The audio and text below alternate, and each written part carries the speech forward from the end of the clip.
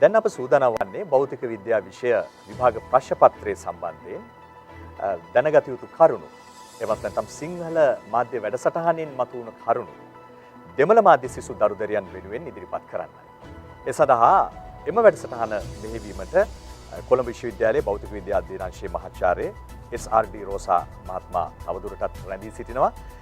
එතුමන් සමග එකතු වෙනවා විවෘත විශ්වවිද්‍යාලයේ භෞතික විද්‍යාංශයේ ආචාර්ය එන් කාර්තිකේයන් මහත්මයා, විභාග දෙපාර්තමේන්තුවේ සහකාර විභාග කොමසාරිස් සෙන්දිල්වදිනී මහත්මිය, ඒ වගේම කොළඹ විශාඛා විද්‍යාලයේ භෞතික විද්‍යා විෂය ආචාර්යනි මාලති රත්නසේකර මහත්මිය.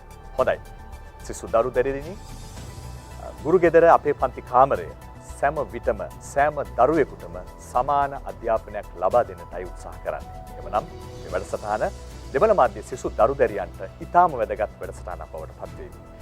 මහාචාර්ය SRD රෝසා මහත්මයාට ආරාධනා කරනවා එනම් මේ වැඩසටහන මෙහෙවන්න. Thank you very much, dear students who are doing physics in Tamil medium. As you all know, unfortunately, I can't speak in Tamil. Now, I just want to tell you about the subject physics. Everyone knows that physics is common to both max stream and bio stream, and sometimes students believe that physics is a very hard subject, especially the students, sons and daughters who are doing in bioscience stream. They think physics is difficult. Actually, as a physics lecturer, I always tell that physics is a very interesting and very loving subject. The only thing is you have to understand the content. If you don't understand, physics becomes a miserable subject. But if you understand the theories and the rules and regulations in physics, physics becomes a very nice and very interesting subject. That's what I always tell my students. Then other thing is when you all are studying, whatever you do, you have to love the subject. If you don't love the subject, then you cannot study whatever the subject that you want to study in a methodical manner.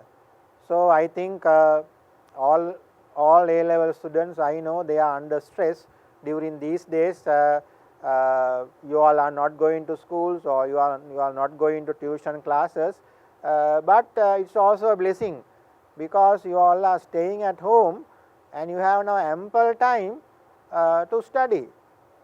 You have never got this opportunity earlier. Now from morning to evening, I am not saying that from morning to night to study, you have to do other things as well, but you can devote a lot of time on your studies. You can go through your things that you all have done, your teachers have done in the past months. You can look back and try to find out what is missing and what you didn't understand. Therefore, then you can do past papers. So you have a lot of time. Otherwise, normally you will be very busy because you go to school and you don't have enough time to do self-study. So this is a very good time to do your self-studies because self-study is a must. The students who score a lot in exams, actually they do a lot of self-study.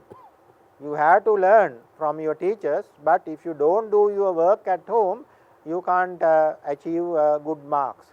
So with that small introduction, I will hand over this to Dr. Karthikeyan, and we have one representative from exam department. She will explain all the details of the statistics that you all have, your akkas and ayyas, so your brothers and sisters who sat the A-level exams last time.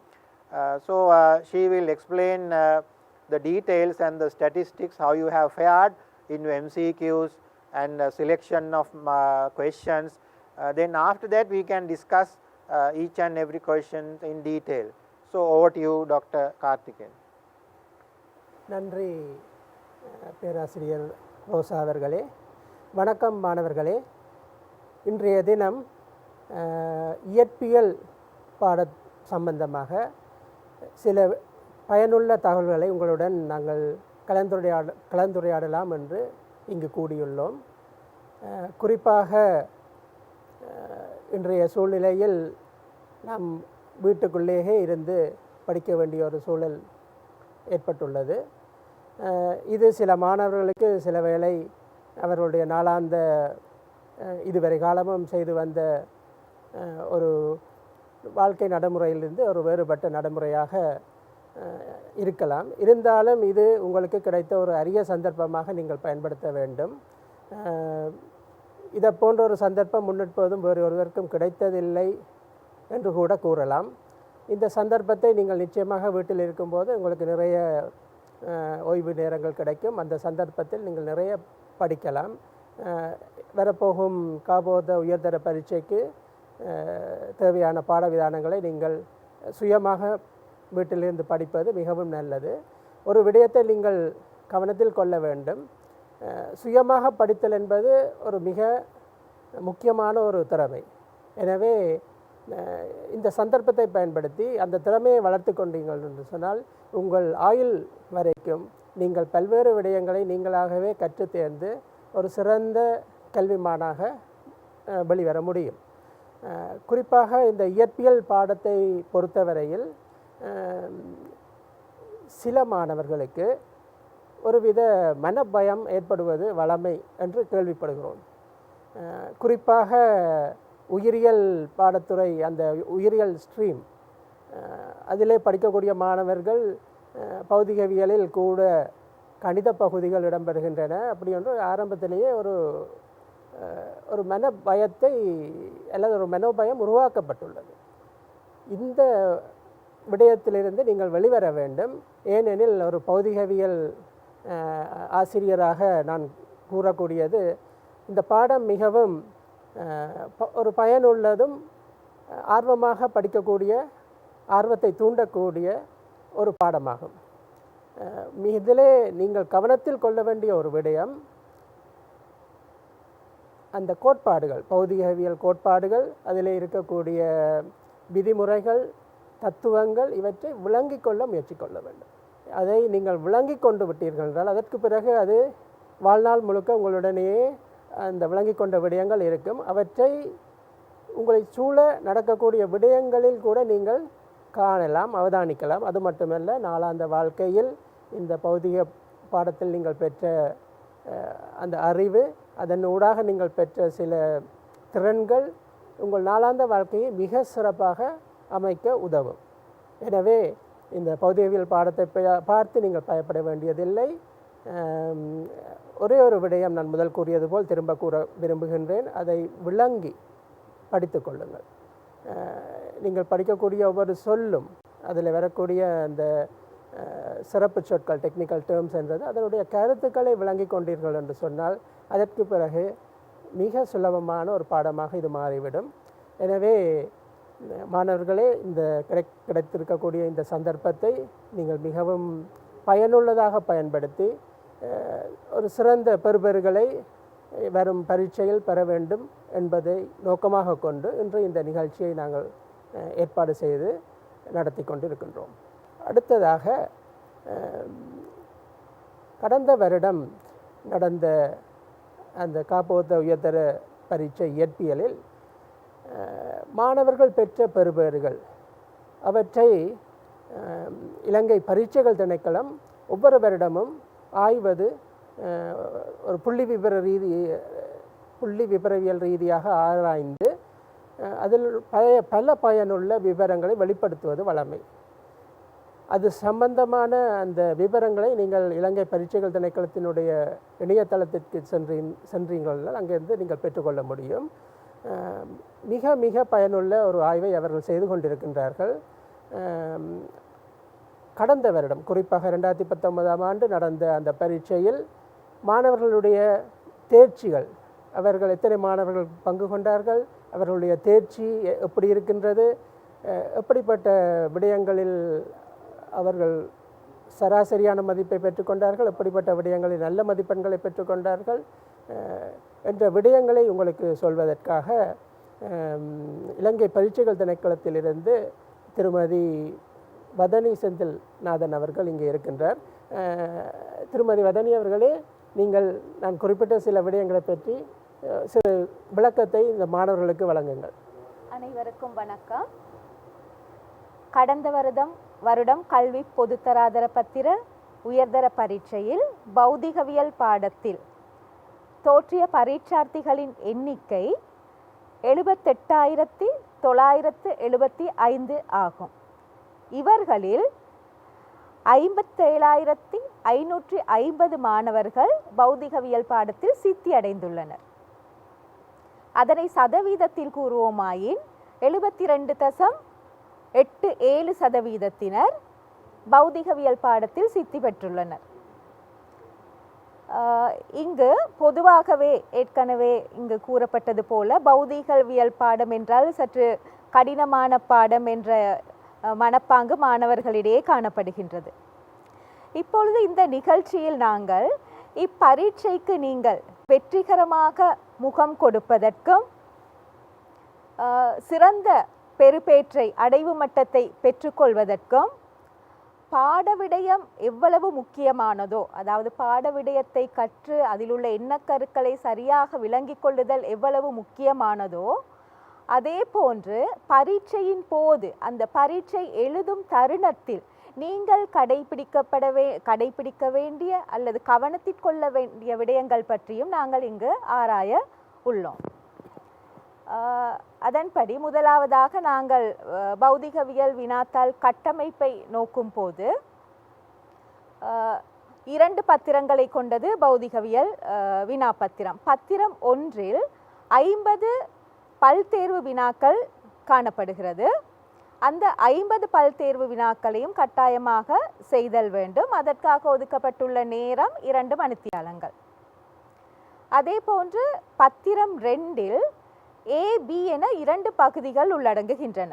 அதில் பகுதி Aயில் 4 வினாக்கள் உள்ளடக்கப்பட்டிருக்கின்றன. அந்த 4 வினாக்களும் கட்டாயமானவை. அதே போன்று B பகுதியில் 6 வினாக்கள் தரப்பட்டிருக்கின்றன. அந்த 6 வினாக்களில் 4 வினாக்களை மாத்திரமே நீங்கள் தெரிவு செய்து விடையெழுதல் வேண்டும். ஆகவே பத்திரம் 2ற்கு முழுமையாக 3 மணித்தியாலங்கள் ஒதுக்கப்பட்டுள்ளது. ஆனால் அந்த B பகுதியில் 6 வினாக்களில் 4 வினாக்களை தெரிவு செய்வதற்காக மேலதிக வாசிப்பு நேரமாக உங்களுக்கு 10 நிமிடங்கள் வழங்கப்பட்டுள்ளது.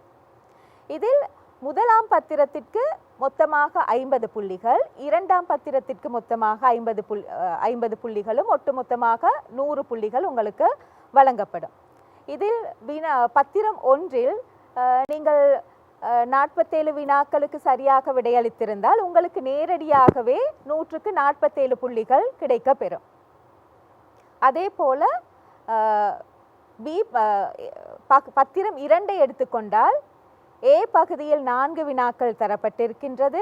B பகுதியில் 4 வினாக்களுக்கு நீங்கள் செய்ய வேண்டும். மொத்தமாக நீங்கள் 8 வினாக்களுக்கு விடையளித்தல் வேண்டும். அந்த 8 வினாக்களுக்கும் உங்களுக்கு 50 புள்ளிகள் வழங்கப்படும். நன்றி திருமதி வதனி அவர்களே. குறிப்பாக இந்த வினாப்பத்திரம் 2இல் அந்த கட்டமைப்பு வினாக்கள் இருக்கக்கூடிய 4 வினாக்களும் மாணவர்கள் கட்டாயம் செய்ய வேண்டிய பகுதியாகும். அந்த வினாக்களுக்கு மாணவர்கள் விடையளிக்கும் விதம் தொடர்பாக சில அறிவுறுத்தல்களை உங்களால் வழங்க முடியுமா?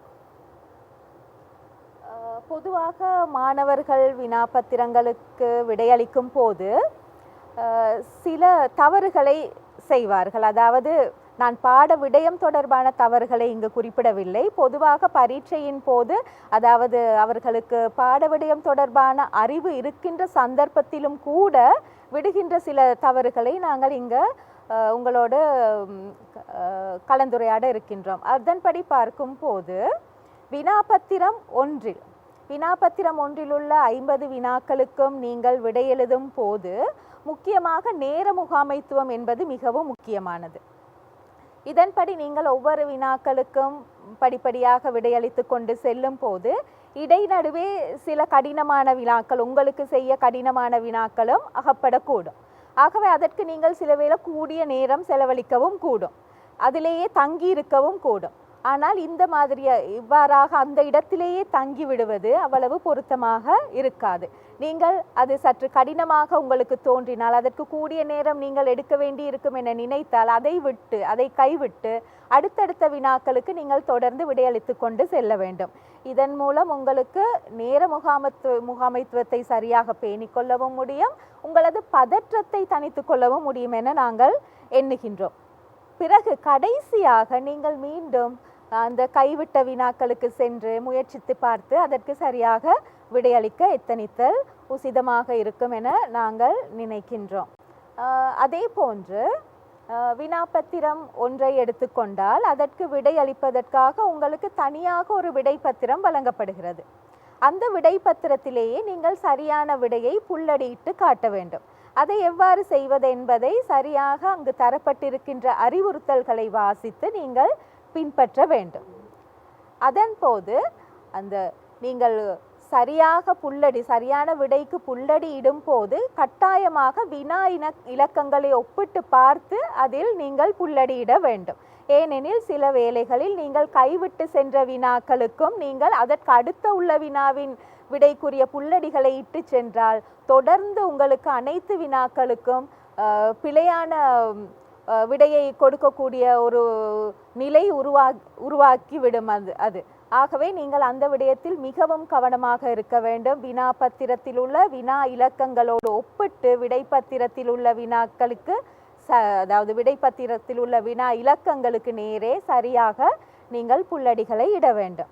அதே போன்று இவ்வாறு நீங்கள் விடைப்பத்திரத்திற்கு உங்களது விடைகளை மாற்றும் போது கடைசி நேரம் வரை அதற்காக காத்திருக்க வேண்டாம். பொதுவாக மாணவர்களை நாங்கள் அவதானிக்கக்கூடிய ஒரு விடயம், முதலில் தங்களது வினாப்பத்திரத்திலேயே சரியான விடைகளை மார்க் பண்ணி கொண்டு போவார்கள். கடைசி நேரத்தில் தான் நாங்கள் பத்திரத்திற்கு அதை மாற்றுவதற்கு முயற்சிக்கிறார்கள். இதன் போது கவனத்திற்கொள்ள வேண்டிய விடயம்தான், ஆக குறைந்தது 10 நிமிடங்களுக்கு முன்னராவது நீங்கள் உங்களது விடைகளை விடைப்பத்திரத்தில் புல்லடியிட்டு கொள்ள வேண்டும் என்பது. அதே போன்று சில வினாக்களில் தடித்த எழுத்துகளில் சொற்கள் தரப்பட்டிருக்கும். அந்த தடித்த எழுத்துகளில் சொற்கள் தரப்பட்டிருப்பதற்கான காரணம், நீங்கள் அந்த சொற்களில் கூடிய அவதானத்தை செலுத்த வேண்டும், கவனத்தை செலுத்த வேண்டும் என்பதற்காக ஆகும். அதாவது சில வேளைகளில் பொதுவாகவே எதிர்மறையான வினாக்கள் வினவப்படும் போது இவற்றுள் அல்லாதது எது போன்ற எதிர்மறையான வினாக்கள் கேட்கப்படும் போது அந்த சொல் கட்டாயமாக தடித்த எழுத்தில் காட்டப்பட்டிருக்கும். அதனை நீங்கள் கவனத்தில் கொள்ள வேண்டும். அதே போன்று வேறேதும் கூடிய அவதானம் செலுத்தப்பட வேண்டிய விடயங்கள் இருக்குமாக இருந்தாலும் அதுவும் தடித்த எழுத்தில் உங்களுக்கு தரப்பட்டிருக்கும். ஆகவே அவ்வாறான விடயங்களையும் நீங்கள் அதில் கவனம் எடுத்து சிறந்த முறையில் விடையளிக்க பழகிக்கொள்ள வேண்டும். பத்திரம் 2ஐ பொறுத்தவரையில் அங்கு தெரிவு செய்யப்பட வேண்டிய வினாக்கள் உங்களுக்கு இருக்கின்றது. ஆகவே அதன் போது நீங்கள் அந்த மேலதிக வாசிப்பு நேரமாக வழங்கப்பட்டிருக்கும் 10 நிமிடங்களை சரியாக பயன்படுத்தி கொள்ள வேண்டும். 6 வினாக்கள் தரப்பட்டு உங்களுக்கு அதிலிருந்து 4 வினாக்கள் தெரிவு செய்யப்பட வேண்டும். இவ்வாறு தெரிவு செய்யும் போது உங்களுக்கு மிக இலகுவான, உங்களால் மிக திறமையாக செய்யக்கூடிய வினாக்களையே நீங்கள் தெரிவு செய்ய வேண்டும். இதற்காக நீங்கள் இந்த 10 நிமிடத்தை பயன்படுத்தி கொள்ளும் போது முழுமையாக எல்லா வினாக்களையும் மிக விரைவாக வாசித்தல் வேண்டும். ஏனென்றால் ஒரு வினாவை எடுத்துக்கொண்டால் அதில் பல்வேறு பகுதிகள், உபபகுதிகள் உள்ளடக்கப்பட்டிருக்கும். அதில் முதலாவது, இரண்டாவதாக கேட்கப்படுகின்ற பகுதிகள் பொதுவாகவே எளிமையான பகுதிகளாக இருக்கும், எளிமையாக விடையளிக்கக்கூடிய பகுதிகளாக இருக்கும். ஆகவே நீங்கள் அந்த 2 பகுதிகளை மட்டும் பார்த்து இந்த வினாவை என்னால் சிறப்பாக செய்ய முடியும் என்ற முடிவுக்கு வந்து விடாது. வினாவில் உள்ள சகல பகுதிகளையும் நீங்கள் வாசித்து எந்த வினாவை உங்களுக்கு திறம்பட செய்ய முடியும் என்று அந்த நேரத்தில் முடிவெடுத்து நீங்கள் அந்த வினாக்களுக்கு விடையளித்தல் மிக பொருத்தமானதாக இருக்கும். இதற்காகவே தான் உங்களுக்கு இந்த மேலதிக 10 நிமிட நேரம் வழங்கப்படுகின்றது. பகுதி ஏயை பொறுத்தவரையில் உங்களுக்கு வினாக்களுக்கு விடையளிப்பதற்கு தேவையான இடவசதி உங்களது வினாப்பத்திரத்திலேயே வழங்கப்பட்டிருக்கின்றது. ஆகவே அந்த இடத்தில் உங்களது விடைகளை நீங்கள் பொருத்தமானவாறு எழுதுதல் வேண்டும். அநேகமாக உங்களுக்கு அதாவது விடை எழுதுவதற்கு போதுமான அளவு இடம் உங்களது வினாப்பத்திரத்தில் வழங்கப்பட்டிருக்கும். அதைவிட நீங்கள் கூடுதலாக எழுத வேண்டி இருக்காது. அந்த இடம் உங்களுக்கு போதுமானதாகத்தான் அநேகமாக இருக்கும். அதே போன்று நீங்கள் பகுதி பியில் வினாக்களுக்கு விடையளிக்கும் போது உங்களுக்கு ஓவலன் கடதாசி வழங்கப்படும். அதாவது வினாக்களுக்கான விடைகளை எழுதுவதற்கு வேறு விடை பத்திரங்கள் உங்களுக்கு தரப்படும். இவ்வாறு விடை பத்திரங்களில் நீங்கள் விடையளிக்கும் போது கட்டாயமாக சரியாக உங்களது வினா இலக்கங்களை குறிப்பிட்டு நீங்கள் விடையெழுதுதல் வேண்டும். வினா இலக்கங்களை மட்டுமல்லாது வினாக்களின் பகுதிகளுக்குரிய உபபகுதிகளுக்குரிய இலக்கங்களையும் நீங்கள் மிக தெளிவாக குறிப்பிட்டு எழுத தொடங்குதல் வேண்டும். அதே போன்று ஒவ்வொரு வினாவையும் நீங்கள் புதிய பக்கத்தில் தொடங்கி எழுதுவது சால பொருத்தமானதாக அமையும். உங்களுக்கு தேவையான அளவு கடதாசிகள் உங்களுக்கு வழங்கப்படுகின்ற காரணத்தால். அதேவேளை உங்களது கையெழுத்து மிக தெளிவானதாக இருக்க வேண்டும்.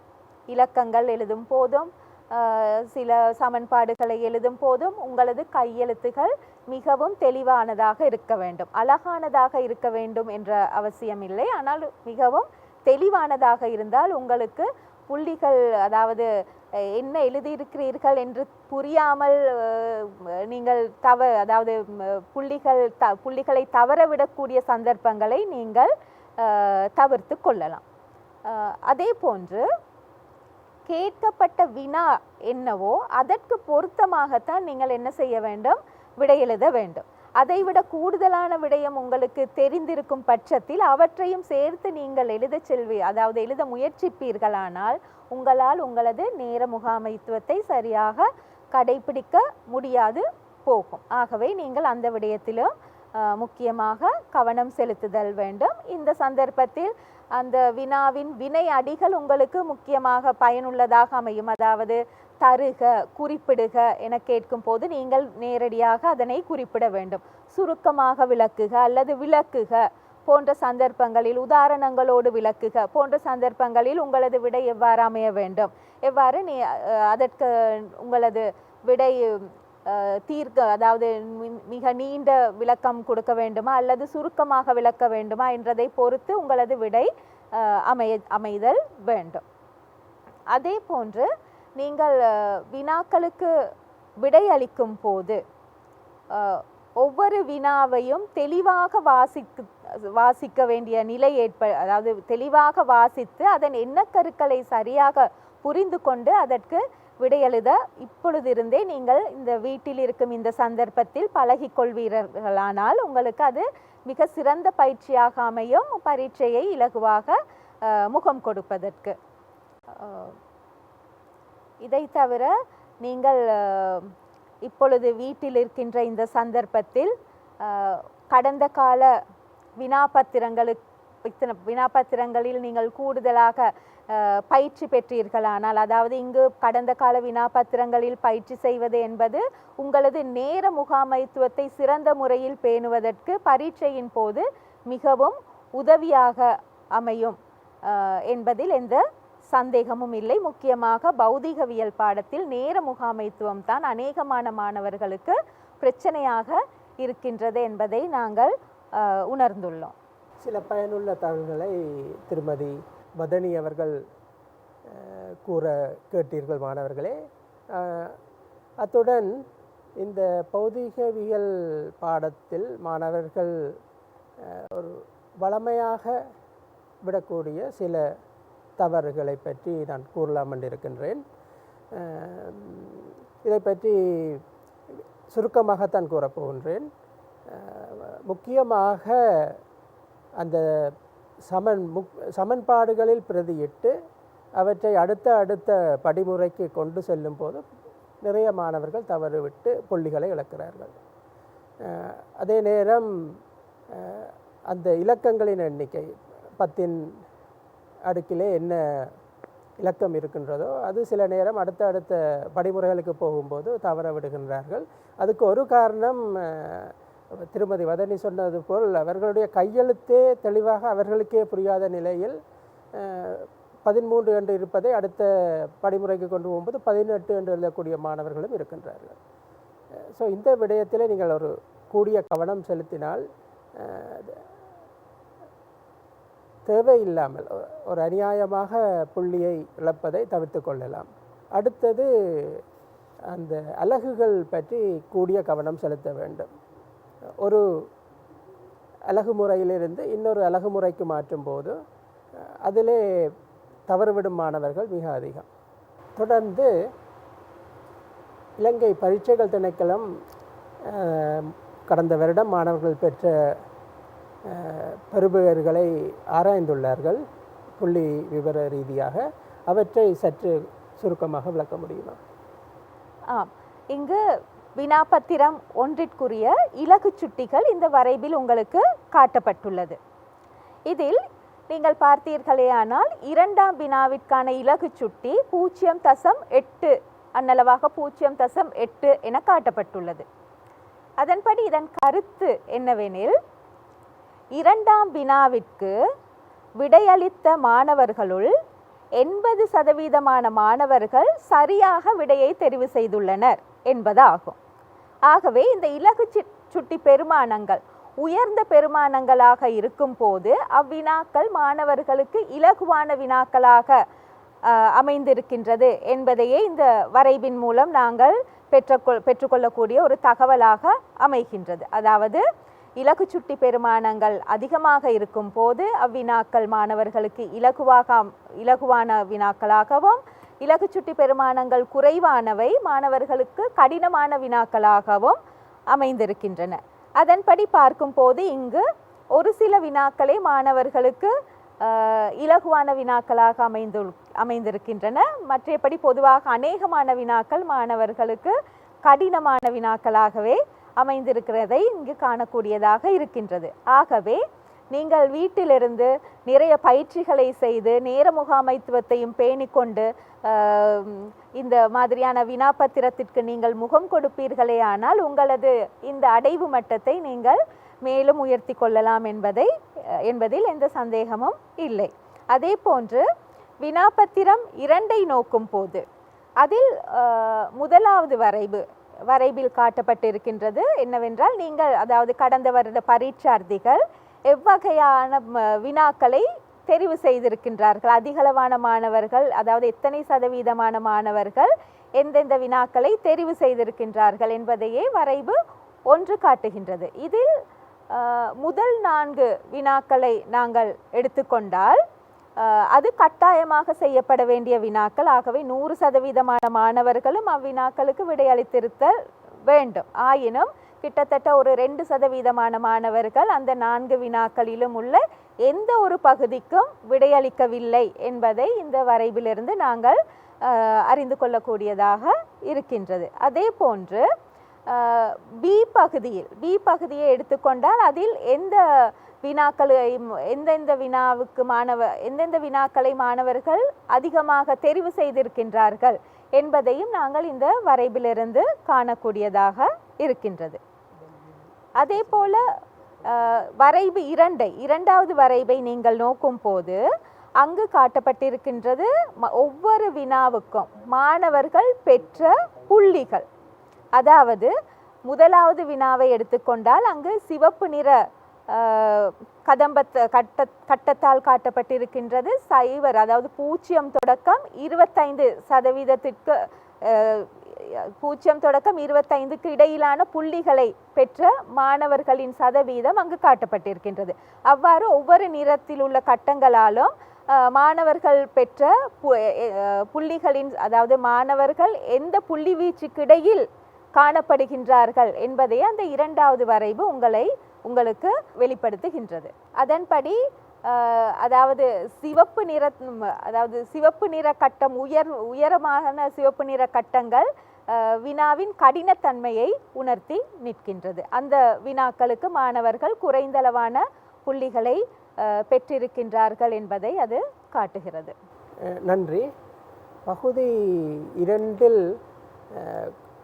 மாணவர்களுடைய அந்த விடையளித்த விதங்களை பற்றி அவர்கள் பொதுவாக விடக்கூடிய தவறுகள் அல்லது என்ன காரணங்களால் அந்த தவறுகள் ஏற்பட்டிருக்க முடியும் என்று கூற முடியுமா? பகுதி 2ஐ பொறுத்தவரையில் பொதுவாக அந்த வினாக்களை சரியாக தெரிவு செய்வதில் மாணவர்கள் இடர்படுவதும் இதற்கான ஒரு காரணமாக இருக்கலாம். அதே போன்று அவர்கள் ஏற்கனவே தீர்மானித்து கொண்டு வருவார்கள், நான் இந்த செக்ஷனில் வருகின்ற வினாக்களுக்கு மட்டும்தான் விடையளிப்பேன் என தீர்மானித்து கொண்டு வருகின்றார்கள். அப்படி தீர்மானித்து கொண்டு வரும் சந்தர்ப்பங்களில் சிலவேளை அந்த வினாக்கள் அந்த சந்தர்ப்பத்தில் அவர்களுக்கு செய்ய முடியாமல் போய்விடக்கூடிய நிலை ஏற்படுமானால் அவர்களுக்கு வெற்றிகரமாக வினாப்பத்திரத்திற்கு விடையளிக்க முடியாத ஒரு பதற்ற நிலை ஏற்படும். இதுவும் மாணவர்கள் புள்ளிகளை குறைவாக எடுப்பதற்கு ஒரு காரணமாக அமைகின்றது. அதே போல இந்த சரியாக வாசித்து விளங்கிக் கொள்ளுதலில் மாணவர்கள் இடர்படுகின்றனர்.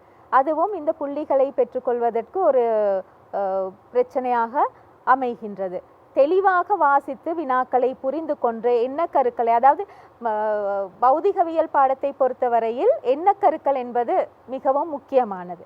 ஆகவே தெளிவாக ஒவ்வொரு பாட விடயத்திற்கும் உரிய எண்ணக்கருக்களை மாணவர்கள் நன்றாக கற்று வருவார்களாக இருந்தால் எந்த மாதிரியான வினாக்கள் அவர்களுக்கு கேட்கப்பட்டாலும் அவர்களுக்கு அதற்கு விடையளிக்கக்கூடியதாக இருக்கும். இவர்கள் தெரிவு செய்து சில பாடத்துறைகளை மட்டுமே பாட விடயங்களை மட்டுமே கற்காது எல்லா பாட விடயங்களையும் கற்று வருவதும் மிக பொருத்தமானதாக இருக்கும் என நாங்கள் நினைக்கிறோம். நன்றி. மேலும் இது தொடர்பான சில தகவல்களை இதிலே மிக நீண்ட கால அனுபவம் கொண்ட பேராசிரியர் ரோசா அவர்களிடம் கேட்டு தெரிந்து கொள்வோம். குறிப்பாக சில கடினமான கேள்விகள், அவற்றில் எவ்வாறு மாணவர்கள் தவறிழைக்கின்றார்கள் என்பதை பற்றி பேராசிரியர் ரோசா அவர்கள் இப்போது சொல்வார். Thank you, Dr. Karthikeyan. Now, before we try to analyze these MCQs, I just want to talk about very important thing. I don't know whether you all have this 10 minutes. You talk about that. Okay, then now my appeal is use that 10 minutes to select the questions in part B, because most of the time what happens is the students use this 10 minutes to answer the questions, because they think they have got more than 10 minutes to answer the questions. So selecting questions from part B is very important, because unless you select some good questions that you can score marks is a must. Now if you look at even the statistics, last time if you go through the part B, most of the students have selected the question number 6 from part B, that is waves problem. Because even if I did the paper, I also will select the question number 6. I will write the answers for the question number 6 for the first time. So selecting very good 4 questions is a very important. So therefore use this 10 minutes wisely. Don't try to start answering. So my advice is, even within that 10 minutes, don't look at the structured questions, because structured questions anyway you have to answer, they are compulsory. So don't use that 10 minutes to read structured questions. Try to read the questions from part B and select the questions where you can score high marks.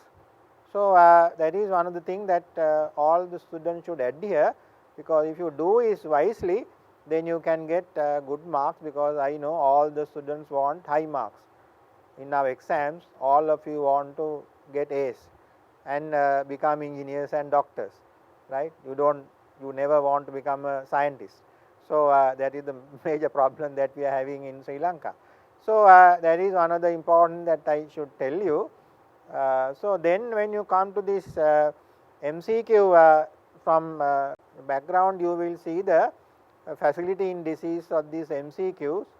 So you can easily see that if you have a high rising building, this is not this COVID-16 graph, these are the facility indices of the students who have fared who are your brothers and sisters, have done the exam last year. So this is how they have fared. So you can see there are very few high-rising buildings. As lecturers, we all love to have high-rising buildings. High-rising buildings means that means your answers are correct. Now, for example, if you look at the first two questions, first question actually the facility index is roughly around 0.78. That means if you think of 100 students, 78, around 78 students have got it correctly. And if you go to the second question, the index is above 80. So that means around 82% have selected the correct answer. So if you look at the statistics, you will see there are only very few high-rising buildings. Most of the buildings are very low-rising. So we don't want that to happen. So that is why you have to learn, or you have to do these question papers. You have to have practice in doing these questions. We all love, all of you can have high-rising buildings. Now if you look at the first question, you know first question comes from units. So I don't know why, I thought that about 98% students should have got it correctly, because it's just asking the units. So this is one of the basic first few lessons that all teachers do. So it asks which of the following is not a fundamental unit. So this can be, you can answer this from your memory. There is no logic involved, no mathematics involved, nothing. If you have studied straight away, you can get the answer. So I don't know why students are not doing these things, because you know when you do MCQ questions in physics, I am not saying that all 50 are same. Some you can get from memory, some you have to do small calculations, some you have to do logic, some you have to do some tricks, some you have to do some elimination. So when you go through all 50 questions, the approach is different. But at least you should be able to get the things that you have learned. So first question says that to find the what is fundamental units, what is not a fundamental unit. So straight away you can find it out.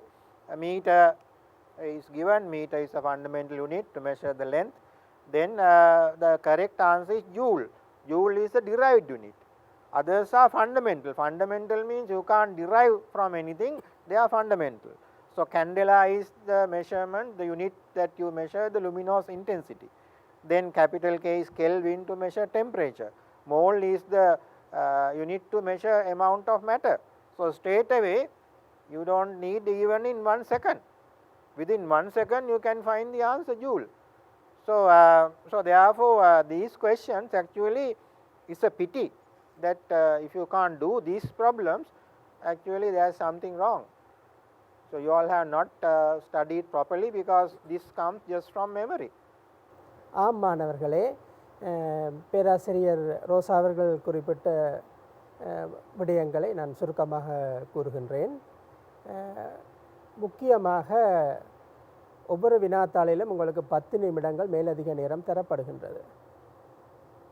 இதிலே பார்த்தீங்கன்றால் குறிப்பாக அந்த 10 நிமிடங்களை நீங்கள், அதாவது 2வது வினாப்பத்திரம் பகுதி 2,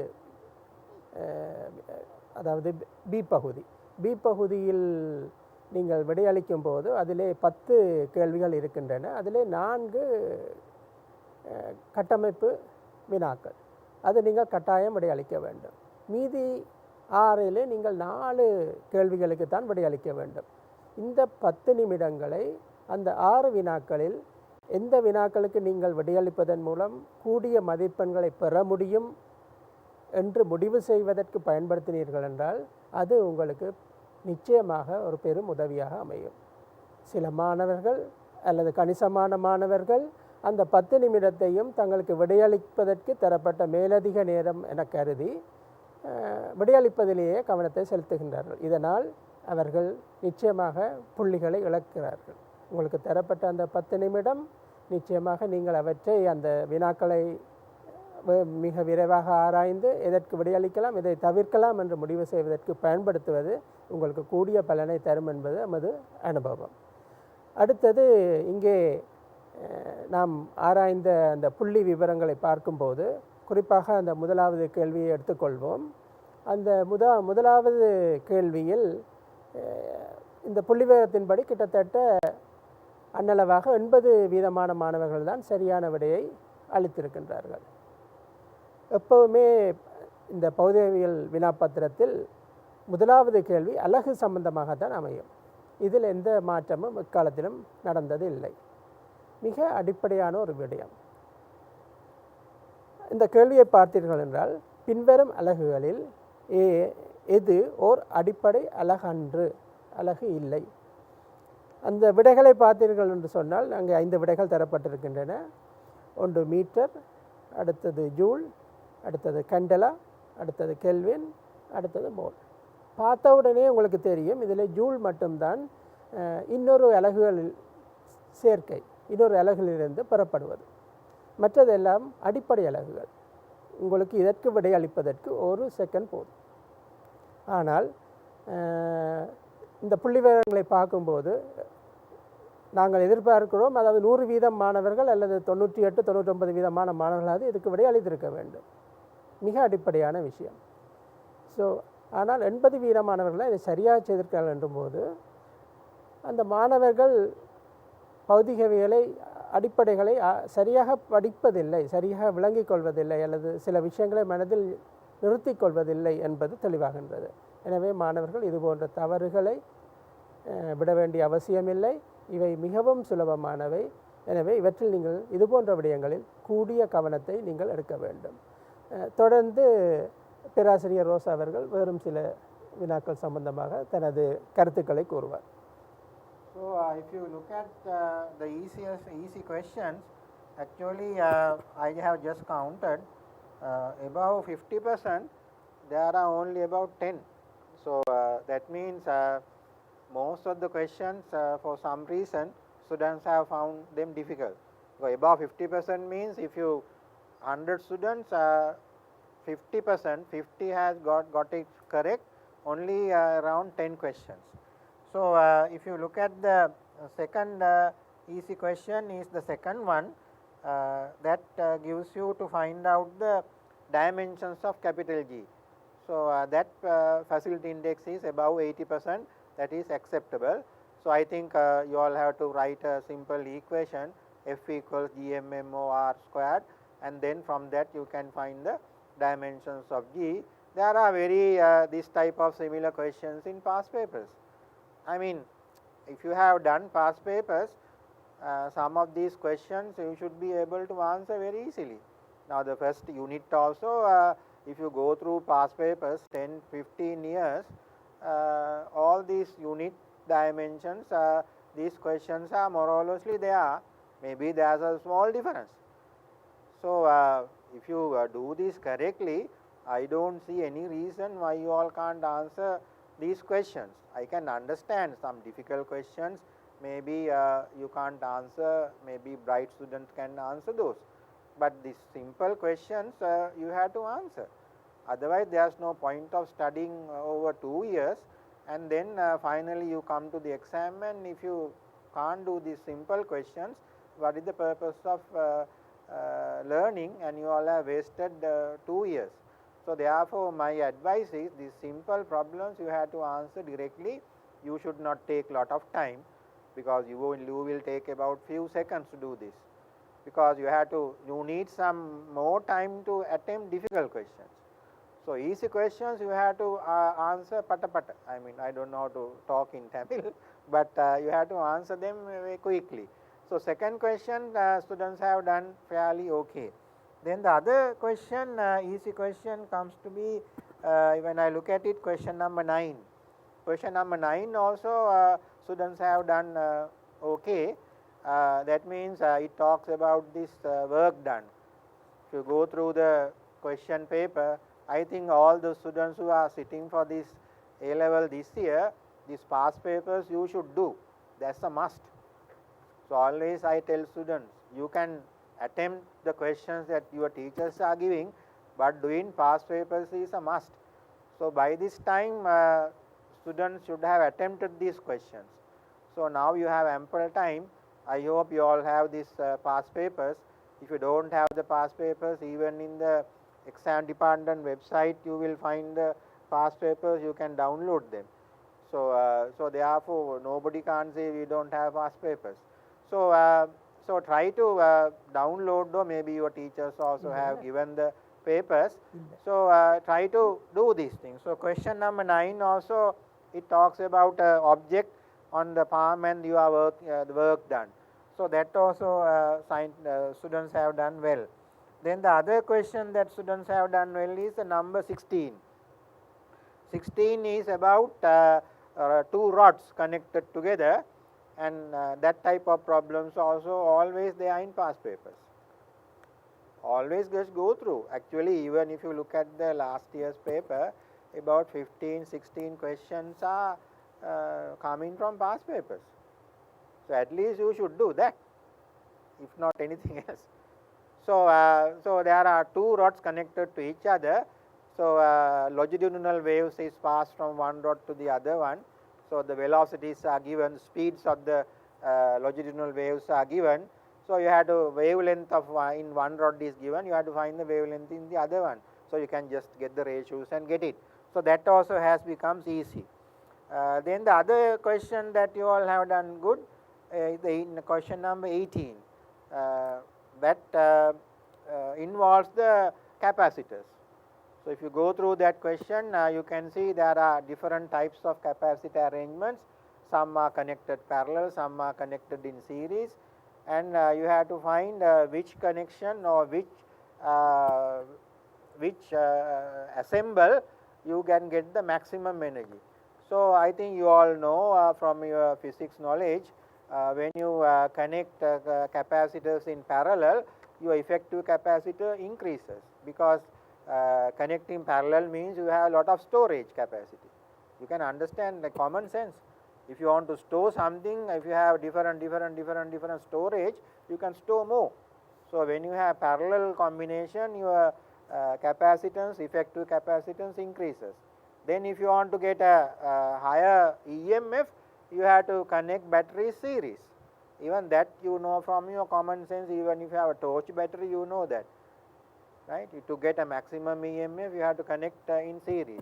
So by looking at that combinations, it won't take 3-4 seconds to get the answer. So that you all have done well. Then the next question that you all have done well is the question number 27. If you go through the statistics, I have just gone through this question number 27. 27, you have a charge distributed over a small wire. Then you have to find the electric field intensity somewhere around the axis. The same question is there in a past paper. I don't remember the exact year. I think you can just go through this. Believe me, that question is there, exactly same question in a past paper, maybe in 2007, if I remember correctly.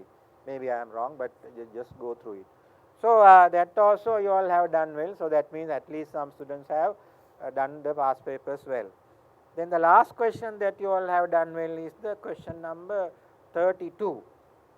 32 involves about photoelectricity. The same similar type of question was there in the model paper. So that those are the if you count those numbers 1, 2, 3, 4, 5, 6, 7. Only we have 7 high-rising buildings. We don't like this. I mean, as teachers, we want everybody to have high-rising buildings, not low-rising buildings. Not this. You want to live in a high-rising building because you enjoy that. You don't want to live in shanties. So therefore, those are the questions that I can see you all have done well. So next we can discuss about the difficult question that you all have done not so well. ஆம் மாணவர்களே, இந்த தரவுகளை நாங்கள் ஆய்வு செய்து பார்க்கும்போது பார்த்திங்கன்னா இந்த 50 வினாக்களில் 10 வினாக்களில் மட்டும்தான் மாணவர்களுடைய சரியான விடையளிப்பு 50% மேலே காணப்படுகிறது. இது ஒரு கவலையான விடயம்தான். குறைந்தது ஒரு 40 வினாக்களுக்காவது மாணவர்கள் 50% மேல் அளிக்க வேண்டும் என்பதுதான் பொதுவாக எதிர்பார்ப்பு. ஏனென்றால் ஒரு 10 வினாக்கள் நிச்சயமாக கடுமையாகத்தான் இருக்கும். அவை மிக திறமைசாலி மாணவர்களால் மட்டும் செய்யக்கூடியதாக அமைந்திருக்கும். இந்த 50 வினாக்களும் ஒரே மாதிரியாக இருக்கும் என்று நாங்கள் சொல்ல வரவில்லை. ஒவ்வொரு வினாக்களிலும் ஒவ்வொரு விதமான திறமைகள் பரிசீலிக்கப்படுகின்றன. சிலது இலகுவாக நீங்கள் 5-10 செகண்ட்களில் சில வினாக்களுக்கு விடையளித்து விடலாம். சில கடினமான வினாக்களுக்கு கூடிய நேரம் எடுத்துக்கொள்ளலாம். சில வினாக்கள் உங்களுடைய ஞாபக சக்தியை வைத்துக்கொண்டே விடையளித்து விடலாம். சிலது நீங்கள் சிறிய கல்குலேஷன்ஸ் செய்ய வேண்டியிருக்கும். வேறு சில வினாக்கள் நீங்கள் தேவையற்ற வினாக்களை ஒதுக்கி கொண்டு போவதன் மூலம் விடையளிக்கக்கூடியதாக இருக்கும். வேறு சில வினாக்களுக்கு சிறிது நீங்கள் ஒரு லாஜிக்கை பயன்படுத்தி அந்த விடைகளை தேர்ந்தெடுக்க வேண்டியிருக்கும். இவ்வாறு ஒரு பல்தரப்பட்ட வினாக்கள் இங்கே தரப்படுகின்றன. பேராசிரியர்கள் சொன்னது போல நீங்கள் கடந்த பரீட்சையில் தோற்றிய மாணவர்கள் இலகுவாக கருதிய வினாக்கள், அதாவது இந்த தரவுகளின் அடிப்படையில் 2வது வினா, 9வது வினா, 16வது வினா, 18, 27, 32 ஆகிய வினாக்கள். எனவே மாணவர்கள் நீங்கள் இந்த தரவுகளின் அடிப்படையில் என்ன செய்ய வேண்டும் என்பதை விளங்கிக் கொண்டு பொதுவாக விடக்கூடிய தவறுகளை நீங்கள் திருத்திக் கொண்டு வரும் காலங்களில் சிறந்த பரிசுகளை பெற வேண்டும். குறிப்பாக பேராசிரியர் ரோசா அவர்கள் சொன்ன ஒரு விடயம், கடந்த வருடங்களில் நடந்த பரீட்சை வினாத்தாள்களை எடுத்து செய்து பாருங்கள்.